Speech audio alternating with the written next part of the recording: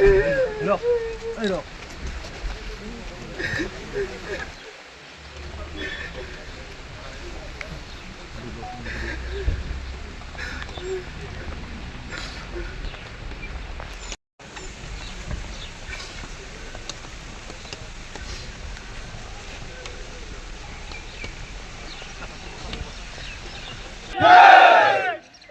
Moro long live! Long live! Long live! Dipin Moro long live! Long live! Long live! बे मुंख्लं खाम्फायावबो फारियै जोंनि बाहागो लाफैनाय मिरुनि आरो जिल्लानि गासै CWC सोद्रोमा नोंथांमोनखौ অহাকাইলৈ আজি এপছুৰ পৰা দায়িত্ব পোৱা মানে এৰাৰ পিছত এপছুৰ পৰা মই বিদায় লোৱাৰ পিছত অহাকাইলৈ UPPL দলত যোগদান কৰি পেলাই বড়ো জাতিৰ স্বাভিমানক আগ ধৰি বড়োলেণ্ড অঞ্চল বিটিআৰ অঞ্চলত 35 লাখ জাতি জনগোষ্ঠী 26টাকৈ জাতি জনগোষ্ঠী তেওঁলোকৰ ভাষা কলা সংস্কৃতি তেওঁলোকৰ মাটি বাৰীৰ অধিকাৰৰ কথা তেওঁলোকৰ যিখিনি সা সুবিধা যিবিলাক সমস্যাৰ কথা সকলোকে একত্ৰিত কৰি পেলাই জাতীয় চেতনা সামাজিক চেতনা আৰু সকলো জাতিৰ আবেগ অনুভূতিক সন্মান জনাই মই আগবাঢ়ি যাম এইটো মই স্পষ্ট কৰিলোঁ সঁচাকৈ সেইটো মোৰ কাৰণে সহজ কথা নহয় সহজতে গ্ৰহণ কৰিব পৰা বিষয় নহয় কিন্তু কঠোৰ সিদ্ধান্ত সময়ৰ সাপেক্ষে আমি ল'ব লগা হয় আৰু সময় উপযোগী সময়ৰ কাম সময়ত কৰিব লাগে এই এটা সিদ্ধান্তৰে কঠোৰ সিদ্ধান্ত মই ল'বলৈ গৈ আছোঁ আগন্তুক যাত্ৰা কি ধৰণে হ'ব ৰাইজৰ সহায় সহযোগিতা ৰাইজৰ মৰম স্নেহ ৰাইজক সেৱা কৰিবৰ কাৰণে জাতিক সেৱা কৰিবৰ কাৰণে অঞ্চলক সেৱা কৰিবৰ কাৰণে মই পুনৰ আৰু আগন্তুক এটা দেখা নোপোৱা দিনলৈকে ঈশ্বৰৰ আশীৰ্বাদ সকলোৰে আশীৰ্বাদ লৈ পেলাই মই যাত্ৰা গতি মই আৰম্ভ কৰিব বিচাৰিছোঁ 2001 চনত নিখিল বড়ো ছাত্ৰ সন্থাত গুৱাহাটী জিলা কমিটি আৰু গুৱাহাটী বিশ্ববিদ্যালয়ত মই যাত্ৰা আৰম্ভ কৰিছিলোঁ 2005 চনত নিখিল বড়ো ছাত্ৰ সন্থাৰ শিক্ষা সম্পাদক হিচাপে মই দায়িত্ব অৰ্পণ কৰিছিলোঁ মছলপুৰ অধিৱেশনত আৰু তেতিয়া গুণগত শিক্ষা অভিযান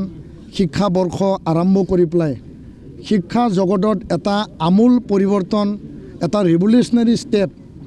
প্ৰতিটো গাঁও প্ৰতিটো পৰিয়াল প্ৰতিটো স্কুলত শিক্ষাগুৰু ছাত্ৰ ছাত্ৰী অভিভাৱক লগ দি পেলাই 2300 কিলোমিটাৰ চাইকেল যাত্ৰা মই আৰম্ভ কৰিছিলোঁ আহি জিলা কমিটিৰ সভাপতি হিচাপে 2009 পৰা 2011ত মই দায়িত্ব লৈ পেলাই কাম কৰিবলৈ সুযোগ পাইছিলোঁ 2008-09ত দৰং ওদালগুৰিৰ যি গোষ্ঠী সংঘৰ্ষ ঘটনা তাত নিৰাময় কৰিবৰ কাৰণে তাত শান্তি ঘূৰাই অনাৰ কাৰণে মই 100% মন প্ৰাণ দি পেলাই মই কাম কৰিছিলোঁ 2015 চনত মই নিখিল বড়ো ছাত্ৰ সন্থাৰ উপসভাপতিৰ দায়িত্ব পাইছিলোঁ 2020 চনত বড়ো শান্তি চুক্তিত মই যোগদান কৰি পেলাই শান্তি ঘূৰাই অনা আৰু বড়ো জাতিৰ অধিকাৰৰ স্বাভিমানৰ কাৰণে সেই চুক্তিত একেলগে সহযোগ কৰিবলৈ সুযোগ পাইছিলোঁ 2020 চনতে মই এপছু সভাপতি হিচাপে দায়িত্ব পাবলৈ সক্ষম হৈছিলোঁ আৰু 2026 আজি এই দিনটোত ইণ্টাৰমিডিয়েট যদিও আমাৰ কাৰ্যকাল 27লৈকে আছিল মই এই দায়িত্বৰ পৰা অব্যাহতি বা মই এই দায়িত্বৰ পৰা অৱসৰ বিচাৰি কেন্দ্ৰীয় কাৰ্যকৰী কমিটিলৈ মই পত্ৰ প্ৰেৰণ কৰিছিলোঁ আজি কেন্দ্ৰীয় কাৰ্যকৰী কমিটিয়ে সিদ্ধান্ত লৈ পেলাই মোক বিদায় দিব আৰু এই যে সন্মান এই যে মোৰ প্ৰতি যে বিশ্বাস আৰু আস্থা ৰাখিলে উপেন ব্ৰহ্মৰ আদৰ্শৰে জীয়াই থাকিবলৈ দিয়ক এই সংকল্পৰে যি মই কাম কৰিবলৈ সুযোগ পালোঁ য'ত নেকি বড়োলেণ্ড মহোৎসৱ মই বিশ্ব দৰবাৰলৈ বড়ো জাতিক উত্তৰণৰ কাৰণে কাম কৰিবলৈ সুযোগ পালোঁ উপেন ব্ৰহ্মৰ মাৰ্গ আৰু ষ্টেচু নিৰ্মাণৰে নতুন দিল্লীত স্থাপন কৰিবলৈ সক্ষম হ'লোঁ জিআই টেগত মই ভাগ ল'বলৈ সক্ষম হ'লোঁ বাগৰুম্বা দহত ভাগ ল'বলৈ মই সক্ষম হ'লোঁ আৰু গোটেই জীৱনত এই জীৱনকালত মই চাকৰিও কৰিছিলোঁ ছাবজেক্ট টিচাৰ হিচাপে কবিৰালী হাই ছেকেণ্ডাৰী ওদালগুৰি হাই ছেকেণ্ডাৰী আৰু তাত গৈও মই প্ৰথম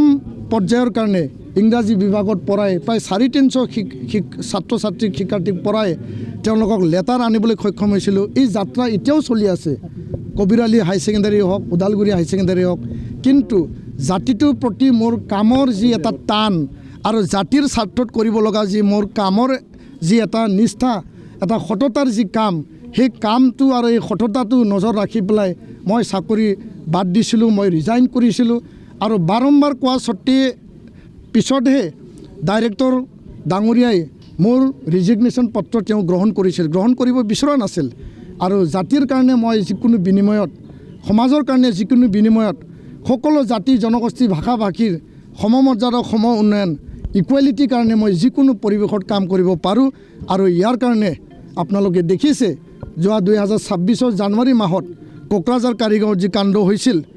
চাওতাল আদিবাসী আৰু বড়ো মাজত যে ঘৰ জ্বলাজ্বলি এটা ভুল বুজাবুজিলি যে হৈছিল, মই প্ৰথম চাওতাল কেম্পত গৈছিলোঁ, আদিবাসী কেম্পত গৈছিলোঁ আৰু তাৰ পিছত বড়ো কেম্পত মই গৈছিলোঁ।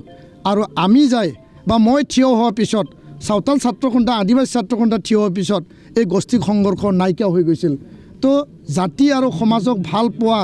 এই মোৰ যি এটা মানসিকতা, যি এটা মোৰ চিন্তা, সেই চিন্তাটো ভৱিষ্যতেও থাকিব। মই এই সংকল্প লৈ এপছু মই বিদায় লৈছোঁ। এপছুৰ পতাকাৰ তলত যি সংকল্প লৈছিলোঁ, আগন্তুক দিনত জাতি সমাজ আৰু বড়ো শান্তি চুক্তিৰ দফা ৰূপায়ণৰ আখৰে আখৰে মই কাম কৰি যাম। আৰু এপছুক সদায় মোৰ প্ৰতি সন্মান, সেৱা আৰু শ্ৰদ্ধা থাকিব। এই কথাকে মই আজিৰ সেই দিনটোত অসমবাসী ৰাইজ, ভাৰতবাসী ৰাইজ, বড়োলেণ্ডবাসী ৰাইজক মোৰ যি বাৰ্তা, সেই বাৰ্তাটো মই প্ৰেৰণ কৰিছোঁ। আপোনালোকে মোক পৰিয়ালৰ দৰে সন্মান দিলে, এই সন্মান এটা মোৰ কাৰণে মানে ঘূৰাই দিব নোৱাৰা এটা মানে ধাৰ হিচাপে ৰ'ব। এই ধাৰ ভৱিষ্যত জীৱনত মই মানে এইটো ঘূৰাই দিবৰ কাৰণে মই যত্ন কৰিম।